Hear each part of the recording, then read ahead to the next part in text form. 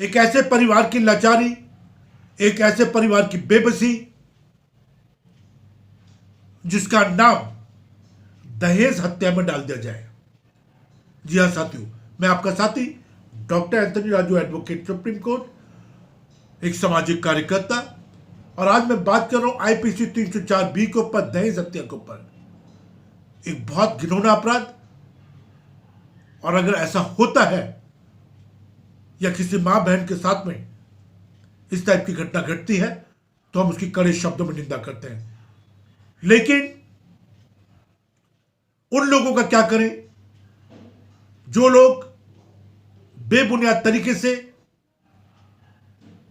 पति के परिवार को दहेज हत्या में फंसा देते हैं। यह एक सोचने का विषय साथियों। और दहेज हत्या में उन सब का नाम लिखवा देते हैं जिनका उससे कोई लेना देना नहीं है। जो बहुत सारे केसेस मैं कर रहा हूं जिसमें सुसाइड नोट तक में उस लड़की ने कुछ नहीं बोला है, फिर भी पूरे के पूरे परिवार को आईपीसी 304B का सामना करना पड़ रहा है। और जब इस टाइप के मामले आते हैं तो बहुत सारे दलाल आ जाते हैं और दलाली शुरू हो जाती है। इवन लड़की के माँ बाप दलाली शुरू कर देते हैं कि 5 लाख दे दीजिए, 10 लाख दे दीजिए, 50 लाख दे दीजिए और हम ये मुकदमा वापस ले लेंगे। साथियों, मैं आपको बता दूं, दहेज उत्पीड़न का जो मामला है, दहेज हत्या का जो मामला है, ये कंपाउंडेबल नहीं है। ये भयंकर एक अपराध है, गंभीर अपराध है, कॉग्निजेबल ऑफेंस है, और इसमें किसी भी तरह की रजामंदी नहीं होती है। इसमें किसी भी तरह के कॉम्प्रोमाइज नहीं होते हैं। और अगर आपको लगता है कि आपको झूठा फंसाया गया है तो आपको बेबाक तरीके से बाइज्जत कोर्ट के माध्यम से बाहर आना चाहिए। और दहेज हत्या का मामला ये अपने आप में बहुत गंभीर मामला है। और मैंने बार बार कहा है कि गंभीर मामलों में एक अच्छे वकील से सलाह मशविरा करें, एक अच्छे वकील को अपने केस को हैंड ओवर करें, क्योंकि एक सुलझा हुआ वकील ही आपको इस पूरे केस से बाहर निकाल सकता है। चार्जशीट में क्या लिखा है, 161 के क्या बयान है, एविडेंस क्या कहते हैं, जो आपके विटनेस हैं, जो ऑपोजिट पार्टी के विटनेस है, उनकी अपनी खुद की काबिलियत क्या है, क्या एविडेंस लगाए हैं, उन एविडेंस की क्या वैल्यू है, एडमिसिबल है या नहीं है, ये सारे एक अच्छा वकील ही आपसे बात कर सकता है। अब क्या फर्क पड़ता है साथियों, अगर एक छोटा सा अमाउंट दे के एक अच्छे एडवोकेट से अगर आप सलाह मशविरा कर लेते हैं तो बुराई क्या है इसके अंदर। एक अच्छे वकील को अगर आप अपना केस देते हैं तो बुराई क्या है इसके अंदर।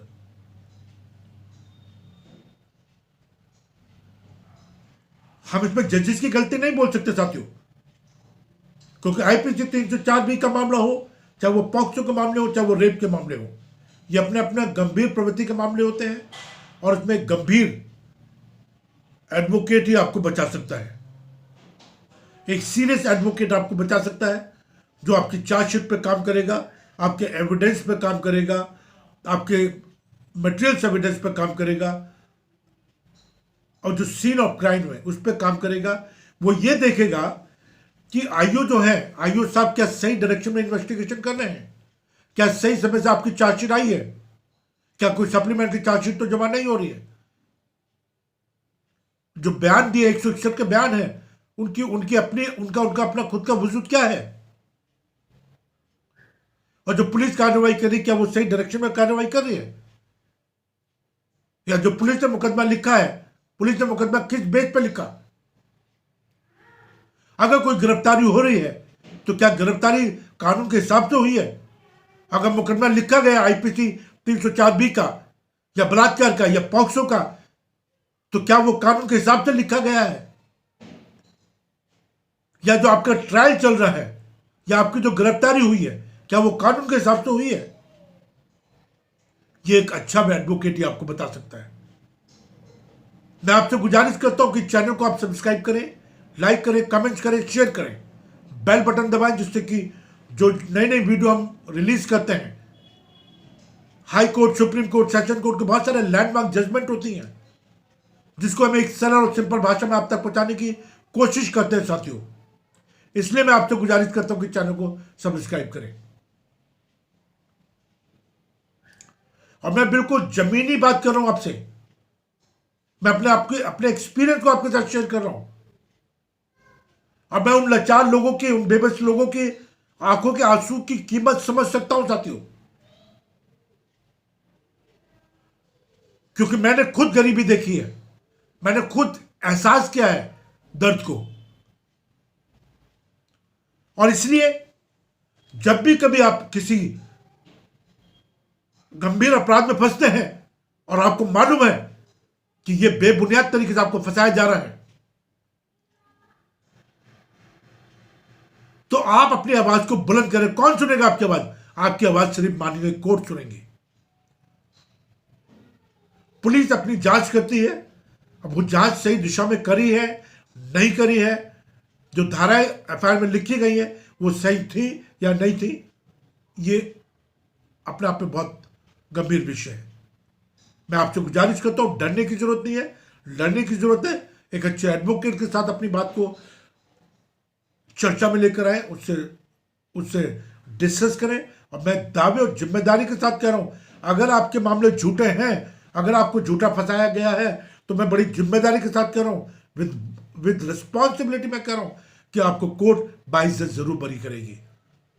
आपको कोर्ट एंटीसिपेटरी बेल भी देगी, आपको कोर्ट बेल भी देगी, आपकी एफआईआर क्वैश भी होगी, और उन लोगों को सजा होगी जिन लोगों ने आपको बेबुनियाद तरीके से फंसाया है। यही इस वीडियो बनाने का मकसद है। अपने बच्चों को शिक्षित करें, अपराध मुक्त करें, देश को अपराध मुक्त करें। अपने बच्चों की कार्यशैली पर ध्यान दें, बच्चों के साथ टाइम बिताएं। यही मेरी आपसे गुजारिश है। मेरा डायरेक्ट नंबर है 9873005424।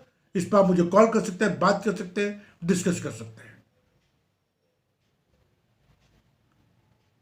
बस मैं आपसे यही गुजारिश करना चाहता हूं। जय हिंद, जय भारत।